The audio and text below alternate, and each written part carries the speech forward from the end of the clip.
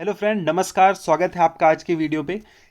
सबसे पहले तो ढेर सारी बधाइयाँ आपको। आज के वीडियो में हम लोग डिस्कस करने वाले हैं UP triple S C JE 2018 के रिजल्ट के बाद क्या क्या प्रोसेस होने वाली है। रिजल्ट आपने, मेरा मानना है, देख लिया होगा। वेबसाइट में जाके रिजल्ट आपने चेक कर लिया होगा कि आप एलिजिबल है, क्योंकि 5 अगस्त कल ही आपका रिजल्ट आ चुका है। तो जाके आपने रिजल्ट चेक कर लिया होगा कि आप एलिजिबल हैं कि एलिजिबल नहीं है। अगर एलिजिबल हैं तो बहुत अच्छी चीज़, नहीं भी हैं तो एटलीस्ट ये हुआ कि अब यहाँ से कुछ भी आशा नहीं है। आप दूसरी जगह अपनी लाइफ में मूव ऑन करके आगे कुछ दूसरा करने के बारे में सोच सकते हैं। एक दिमाग से आपकी टेंशन खत्म हो गई। जितने लोग का सिलेक्शन हो गया है, मेनी मेनी कॉन्ग्रेचुलेसन्स कि आप एक स्टेप और आगे गए। लेकिन ये फाइनल स्टेप नहीं है, क्योंकि बहुत ज़्यादा नंबर में स्टूडेंट्स को बुलाया गया है। तो वो सभी बातों का आज डिस्कस करने वाले हैं कि अब आगे क्या क्या प्रोसेस होने वाली है, नेक्स्ट क्या क्या प्रोसेस होगी। तो क्या क्या वीडियो में डिस्कस करने वाले हैं, सबसे पहले ये बात करते हैं। सबसे पहले डीवी से रिलेटेड चीज़ों के बारे में डिस्कस करेंगे कि कब डीवी हो सकती है, क्या क्या डॉक्यूमेंट आपको अभी बना के तैयार रखने हैं जिससे आपको बाद में दिक्कत ना हो, सबसे फर्स्ट चीज़। सेकंड, कैसे हम लोग ये निर्धारित करें कि जिन स्टूडेंट्स का सिलेक्शन जेई 2016 में हो गया है उनको छोड़ के ही स्टूडेंट्स का सिलेक्शन हो, ये बात के इस बारे में भी हम लोग डिस्कस करेंगे। और तीसरा, हम लोग अभी डिस्कस करेंगे कितने नंबर ऑफ स्टूडेंट्स को बुलाया गया है। और लास्ट में फिर डिस्कस करने वाले हैं कि कब तक डीवी की डेट आ सकती है।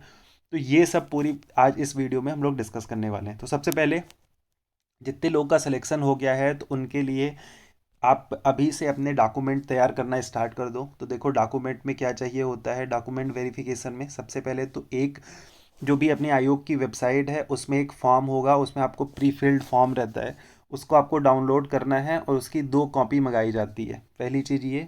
सेकंड, जो जनरल चीज़ें मैं बता देता हूँ पहले।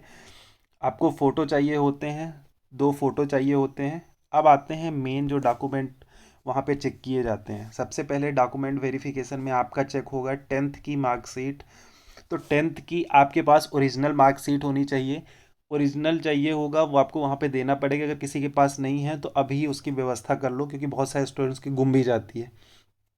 सेकेंड सेकेंड, आपको अगर आपने 12th किया है तो 12th की आपकी वेबसाइट, 12th की आपकी मार्कशीट चाहिए। थर्ड, आपने डिप्लोमा किया है तो डिप्लोमा की मार्कशीट चाहिए, वो भी इंडिविजुअल सेमेस्टर बेसिस पे। तो सेमेस्टर बेसिस पे आपकी होनी चाहिए। और फाइनल डिप्लोमा जो मिलता है वो भी आपको डिप्लोमा का सर्टिफिकेट चाहिए। So that all the things you need to present. अगर कोई एक्सपीरियंस होल्डर है तो उसके लिए क्या है, अगर कोई एक्सपीरियंस होल्डर है, अगर वो शो करना चाहता है तो आप शो कर दो, अदरवाइज शो करो या फिर ना करो, उसका कोई वेटेज है नहीं डॉक्यूमेंट वेरिफिकेशन में। कि आप सोच रहे हो कि एक्सपीरियंस है तो उस बेसिस पे कुछ भी होना, कुछ भी नहीं होता है एडिशनल। कोई भी आपको फ़ायदा नहीं मिलता है। अगर आप शो करना चाहते हो तो डेफिनेटली शो कर सकते हो। एक यही फ़ायदा होगा कि जो आपकी अभी पीएफ कट रही है तो सेम पीएफ में आपका कंटिन्यू हो जाएगा। बाकी कोई भी फ़ायदा आपको एडिशनल नहीं होगा। तो ये हो गई बातें डॉक्यूमेंट वेरिफिकेशन के समय। क्योंकि अगर आप एक्सपीरियंस शो करोगे या फिर वर्किंग होगे तो एक और सर्टिफिकेट शो करना पड़ता है। तो ये सब चीज़ें होती हैं डॉक्यूमेंट वेरिफिकेशन में। अब आते हैं बात सेकेंड चीज़ कि अभी कितने स्टूडेंट्स को बुलाया गया है। तो वो तो देखने ही वाले हैं कितने स्टूडेंट्स को बुलाया गया है। सेकंड, सबसे इम्पॉर्टेंट चीज़ है कैसे ये डिसाइड किया जाए कि जेई 2016 में जितने लोग का सिलेक्शन हो चुका है उनकी जगह पे नए स्टूडेंट्स का सिलेक्शन हो। इसके लिए सबसे पहले ज़रूरी है, ये देखो, वही स्टूडेंट्स कर सकते हैं जिन भी स्टूडेंट्स का सिलेक्शन हो गया है। अगर वो सिर्फ एक काम करेंगे कि अगर डॉक्यूमेंट वेरिफिकेशन में नहीं आएंगे तो नए स्टूडेंट्स को मौका मिल जाएगा। और डेफिनेटली यही चांसेस भी हैं कि जितने भी स्टूडेंट 2016 में सेलेक्ट हुए हैं तो मैक्सिमम नंबर ऑफ स्टूडेंट्स 2018 में भी आपको सेलेक्टेड पाए जाएंगे। अगर कहीं को किसी को एक जगह पे कंफर्मेशन मिल चुकी है जॉब की, आपका नाम आ चुका है, so why you want to waste one seat. आप एक सीट वेस्ट करोगे तो उसके में आपको कुछ फ़ायदा होगा नहीं। आप अगर डॉक्यूमेंट वेरिफिकेशन करने आते हो तो जो जेई 2016 की पोस्ट है सेम आपको वही पोस्ट मिलने वाली है, कोई उससे बड़ी पोस्ट है नहीं। दूसरा है, एक ही जगह आप ड्यूटी ज्वाइन करोगे।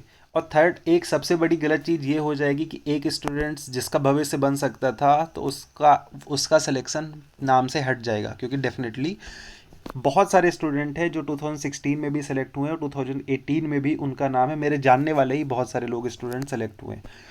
तो ये देखो, अगर कोई भी आपका जानने वाला है 2016 में जिसका सिलेक्शन हो चुका है तो उससे आप बात करके ये कोशिश करना डेफिनेटली कि अगर आपका सिलेक्शन हो चुका है, लिस्ट में नाम आ चुका है, तो डेफिनेटली आप डीवी में ना जाएं, तो आप बहुत दूसरे स्टूडेंट्स की हेल्प हो जाएगी।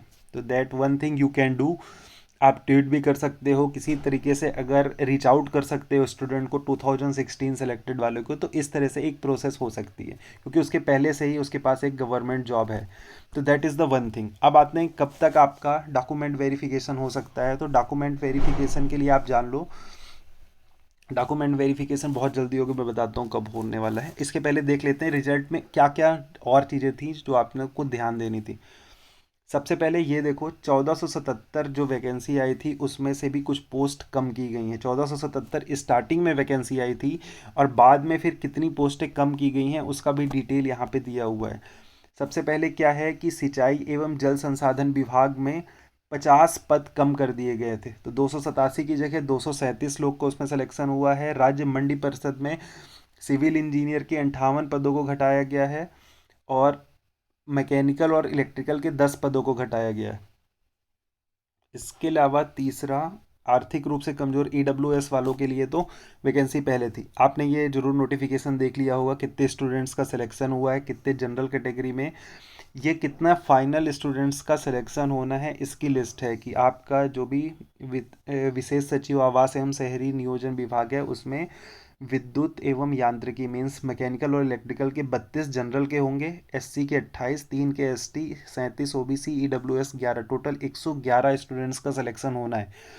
उसमें से भी 22 फीमेल रहेंगी, 5 ईएसएम, 2 डीएफएफ। तो इस तरीके से ये कैसे सिलेक्शन होना है वो फाइनल लिस्ट में। अब आते हैं नीचे, जो इम्पोर्टेंट चीज़ है कि कितना अभी कितने गुना स्टूडेंट्स को बुलाया गया है, तो वो सबसे पहले जानना जरूरी है। तो इसमें देखो क्या इन्होंने मेंशन किया है कि 1.25 गुना बुलाया गया है। मींस कितनी टोटल अपने पास वैकेंसी है, 13.1388 का से एक 1.25 गुना बुलाया गया है, ठीक ना। तो इतने गुना स्टूडेंट्स को बुलाया गया है, बट अगर आप कैलकुलेट करोगे तो वो भी 3000 कुछ स्टूडेंट आते हैं। बट यहाँ पे संख्या क्या इन्होंने बताई है, संख्या बताई है 4568। तो देखो इसमें कैसा है, 1.25 तो आएंगे ही एडिशनल। एडिशनल में क्या होगा कि जिन भी स्टूडेंट्स के जो कट ऑफ में नंबर सेम है, तो सभी स्टूडेंट्स को भी मौका दिया गया है। इस कारण से आपके स्टूडेंट्स की संख्या 4568 हो गई है। जो आखिरी में जो भी कट ऑफ नंबर जिसके सेम आए होंगे तो सभी को बुलाया गया है, इसलिए इतने नंबर हो गए। तो ये आपने देख लिया होगा। और रिजल्ट सेगमेंट में आप जाके अपने रिजल्ट चेक कर लेना, उसमें दो ही चीज़ आती है।